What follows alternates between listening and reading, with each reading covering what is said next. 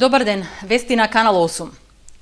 Представници од Ротари клубот Кочани донираа опрема за потребите на општа болница. Опремата е набавена со средствата што беа собрани при неодамнешното основање на клубот. Современ ЕКГ апарат донираа членовите на Ротари клубот Кочани за потребите на општа болница.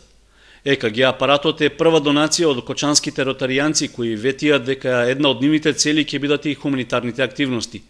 Средствата за набавка на уредот главно беа собрани од аукцијата на уметнички слики и икони, што беше организирана на основачкото собрание на клубот, што се одржа на крајот од јуни. Оваа акција беше најавена уште на формувањето на свечаноста по повод на формувањето на нашиот клуб и веќе брзо реализиравме првиот дел од целата таа акција која беше најавена. Во договор со директорот Дејан ни кажа дека бил неопходен овој апарат и дека ќе многу користи за подобрување на условите на пациентите во нашиот град. Тодоров најави дека оваа донација е само почеток на активностите што ќе ги спроведува Ротари клубот Кочани за помагање на институциите кои им даваат услуги на граѓаните. Од името на вработените во општа болница, ЕКГ апаратот го прими директорот Дејан Апостоловски, кој се заблагодари на хуманиот гест и рече дека Кочанската здравствена установа досега немала опрема со такви карактеристики. Се работи за 12 канален ЕКГ апарат, значи прв пат општа болница има 12 канален ЕКГ апарат, досегашни се сите 6 канални. Ќе биде лоцирано во интернистичката служба, значи на интерното одделение при општа болница Кочани. Сакам да изразам задоволство и благодарност од мое име, значи од името на стручниот колегиум од сите вработени на општа болница Кочани за оваа донација, бидејќи ни е повеќе од неопходна. Со донирањето на 16 каналниот ЕКГ апарат, општа болница Кочани е првата јавна здравствена установа во регионот што располага со таков уред. Директорот Апостоловски рече дека во изминатиот период имало и други донации во опрема, со што се подобрени техничките услови на болницата. Остваривме на донација на ЕКГ апарат од исто една приватна фирма од Скопје. Тој се наоѓа во службата за анестезија и реанимација. Така да ќе продолжиме. Значи ова е веќе трет ЕКГ апарат што го набавуваме во тековната година. Исто така набавивме и машина за рентген, значи рентген процесор, тоа за развивање на рентген слики, бидејќи старата е повеќе од 11 години амортизирана. Таа треба да стигне до петок веќе да се монтира. Цената на уредот што го донираше Ротари клубот е околу 70.000 денари. Сепак неговата практична вредност е многу поголема, затоа што ќе обезбеди современи услови за преглед на пациентите, не само од Кочани, туку и од соседните општини кои гравитираат кон Кочанската болница. Кочанската општа болница подготвено ги очекува измените во работењето на Центарот за хемодијализа. Генерална оценка е дека со давањето на подконцесија и приватизација на дијализната дејност треба да има подобрување во давањето услуги кон пациентите. Може да се очекуваат позитивни ефекти и подобрување на условите во Центарот за хемодијализа во Кочани со неговото давање под концесија. Проектот што го започна Министерството за здравство за одделување на дијализната дејност од сегашните јавни здравствени установи во општа болница се дочекува подготвено, односно се следат активностите после завршениот јавен тендер за избор на фирма што ја презема грижата за бубрежно болните лица. Според директорот на болницата, сегашните услови со кои располага Центарот за хемодијализа не ги задоволуваат потребите на пациентите, заради што е неопходно брзо и конкретно решение на состојбата. Би требало, како и секоја концесија која се дава, да има подобрување на условите во хемодијализа, бидејќи знаете какви се. Ние правиме се што можеме, меѓутоа просторните услови се такви како што се, треба поголема интервенција и обнова на апаратурата. Апостоловски рече дека општа болница ќе ги понуди потребните услови на новиот концесионер на Центарот за хемодијализа. Се разбира, доколку тој побара да ги користи досегашните простории во болницата. Првично мислиме дека ќе остане тука. Значи дел од вработените согласно и тендерските процедури што беа и во службен вестник имат право, значи да бираат дали ќе останат во новата фирма која што ќе стопанисува со хемодијализа или ќе бидат префрлени во општа болница ќе останат да работат. На тендерот што го распиша ресорното министерство за регионот 1 во кој спаѓа и Кочани, најповолни услови за давање услуги на бубрежно болните понуди фирмата Метрополитен Доел од Скопје. По завршувањето на законската процедура, таа треба да го преземе управувањето со Центарот за хемодијализа. Инаку, неодамна министерот за здравство Никола Тодоров призна дека условите за дијализа што досега им се нудат на пациентите се под стандардите. Дел од апаратите се со над 40.000 работни часови, а голем е и процентот на пациентите со хепатит С, што се движи и над 80%. Тоа посебно е карактеристично во Штип, Велес и Кочани, што дополнително ја усложнува состојбата, рече министерот. Општинската организација на Социјалдемократскиот сојуз од Кочани бара нов председател. Името на првиот човек треба да биде познат до крајот на јули, а одлуката за тоа треба да ја донесе председателот Зоран Заев. Започна да тече рокот за пријавување кандидатури за председатели на 8 општински организации на СДСМ, што ги определи Централниот одбор на партијата. Според официјалните известувања, промената не се прави заради изборните порази на последните локални избори, туку поради истекување на мандатите на досегашните председатели. Со јавниот повик што беше упатен на крајот од минатата недела, нов прв човек треба да добие и кочанскиот партиски огранок на СДСМ. За сега во јавноста никој не излегува со можни имиња на кандидатите, посебно поради фактот што кандидатурата се поднесува директно до председателот Зоран Заев, наместо како порано тоа да го прават локалните партиски раководства. Со изборот на нов председател, најверојатно ќе има промени и во извршниот одбор на општинската организација на СДСМ во Кочани. Такво право ќе добие новоизбраниот председател, кој ќе може на конференцијата на огранокот на партијата да и предложи можни членови на колективното раководство, за што согласност ќе треба да добие и од Централниот извршен одбор во Скопје. Статутарните измени што претходно ги направи најголемата опозициона партија предвидуваат последниот збор за изборот да го има партискиот председател, наместо како досега за тоа да решаваат раководствата на општинските организации. Исто така, новина е тоа што се дава можност за само кандидирање на членови кои уживаат авторитет, углед и доверба во средината каде што живеат.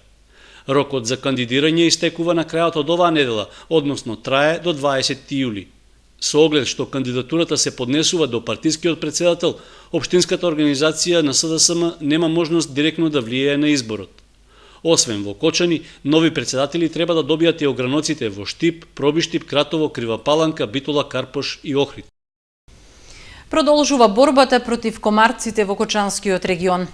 Вториот третман ќе биде од земја и повторно ќе се реализира во соработка со Центарот за јавно здравје. Во наредните 2 дена, вторник и среда, повторно ќе има прскање против комарците. Терминот е како и при претходниот третман, меѓу 23 и 5 часот наутро. Со тоа, општина Кочани го започнува спроведувањето на втората фаза од третманот против злодевните инсекти во регионот. Со оглед што на почетокот на јули временските услови не овозможија да се спроведе планираната акција, таа се најавува за оваа недела. Слично како и минатиот месец, првото прскање од оваа фаза ќе се изведе од земја. Се планира да биде опфатена површина од 300 хектари во централното градско подрачје, во приградските населби, како и во селата Тракање, Горни и Долни Подлог, Грдовци, Прибачево и Оризари. Третирањето ќе се реализира во соработка со Центарот за јавно здравје, а повторно ќе се користи препаратот што е одобрен од Бирото за лекови, познат под името Аквакотрин, односно Делтаметрин. Од Центарот веќе потврдија дека неговиот хемиски состав нема штетно влијание врз луѓето и топлокрвните животински видови. Сепак, со оглед што препаратот со кој ќе се третира е штетен за пчелите, од општината ги известуваат пчеларите дека пчелните сандаци треба 6 до 8 часа по прскањето да останат затворени. Со третманот од земја што ќе се спроведе во наредните 2 дена, нема да заврши оваа фаза од борбата против комарците, туку според најавата треба да се реализира уште едно авионско третирање. За сега се уште не е прецизиран точниот датум кога тоа ќе се спроведе, но од локалната самоуправа рекоа дека навремено ќе ги информираат граѓаните.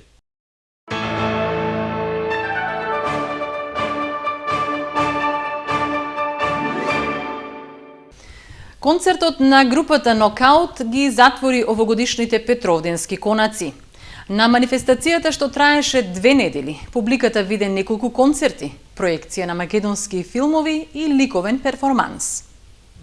Настапот на легендарната македонска рок група Нокаут беше одлична завршница на програмата на годинешните Петровденски конаци.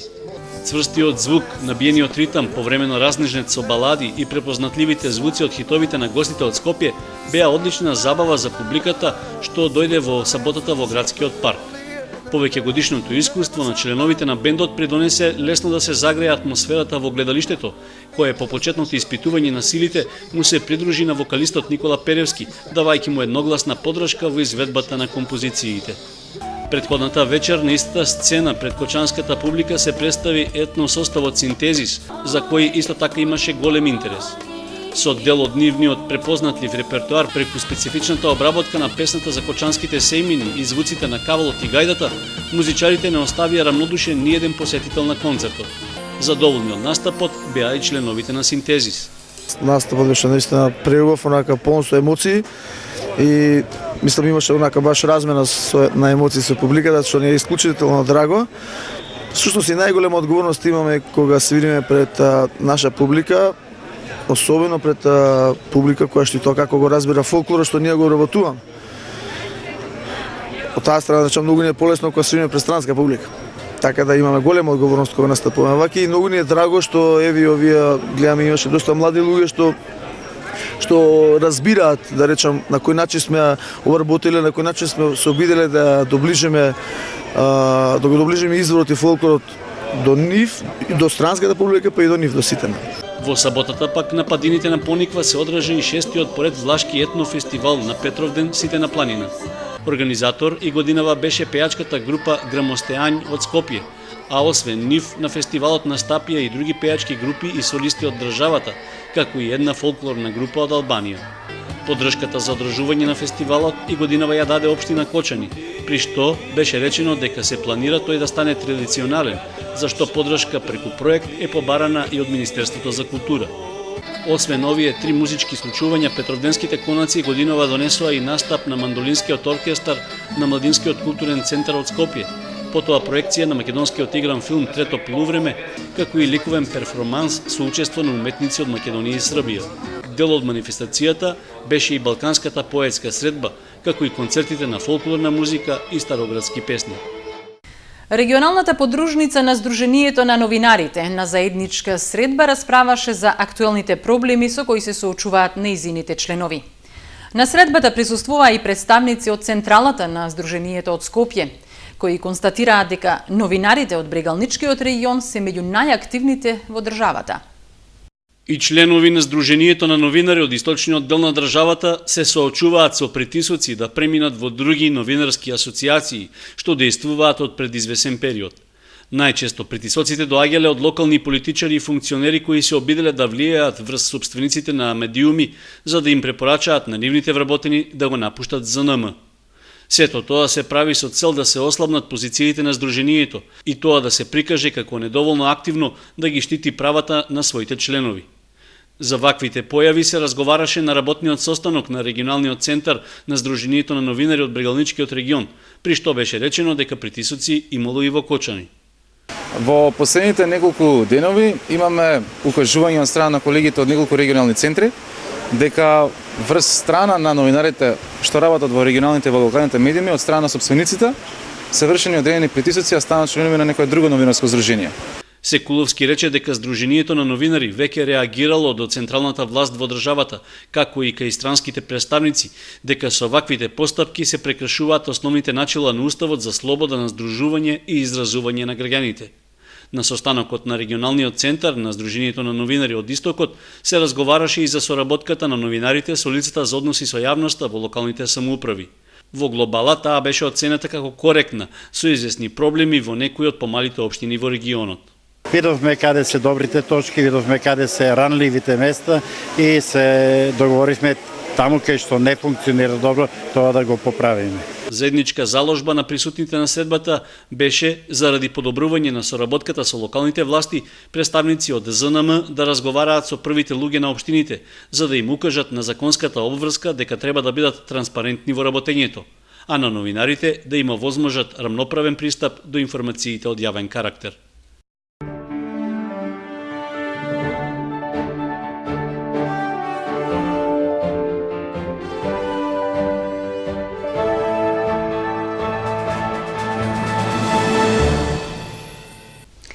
Екипата на Истра го освои првото место на Петровденскиот турнир во мал фудбал, што го организираше локалната самоуправа. На трите најдобро пласирани им беа доделени признание и пехари, како и парични награди. Победничкиот пехар и главната награда од 12.000 денари на Петровденскиот турнир во малфудбал и припадна на екипата на Истра. Во финалната средба таа беше подобра од својот конкурент Европа 92, совладувајќи го со 2:1. Во текот на целиот надпревар се играше цврст и добар фудбал, но на пауза се замина без голови. Резултатот беше откриен дури во второто полувреме, кога играчите на Истра прикажаа подобра подготвеност, концентрираност и спортска среќа и заслужено славеа победа. Во текот на целиот надпревар тие водеа со 2:0, а графичарите ја спасија честа од пенал што беше досуден на 10 секунди пред крајот на средбата. Во борбата за третото место поуспешни беа играчите на Елемент, кои ги совладаа своите противници од Еко Оил со резултат 5:2. Во борбата за третото место поуспешни беа играчите на Елемент, кои ги совладаа своите противници од Еко Оил со резултат 5:2. Со тоа потврдија дека претходно заслужено го освоија првото место во својата група. Награди и признанија имаше и за второпласираната екипа, на која и припаднаа 8.000, како и за третопласираната екипа, чии играчи поделија 4.000 денари. Наградите и признанијата им ги доделија представници од Општинскиот фудбалски и судиски сојуз и градоначалникот на општината. Организаторот на Петровденскиот турнир обезбеди и признанија за најдобрите поединци. За најдобар играч беше прогласен Благој Коцев од првопласираната екипа. Најефикасен стрелец на турнирот стана Владко Деспотов од екипата на Елемент, а со титулата најдобар голман се закити чуварот на мрежата на Европа 92 Петар Лазаров. You are my sun, my sun. You are my sun, my sunset.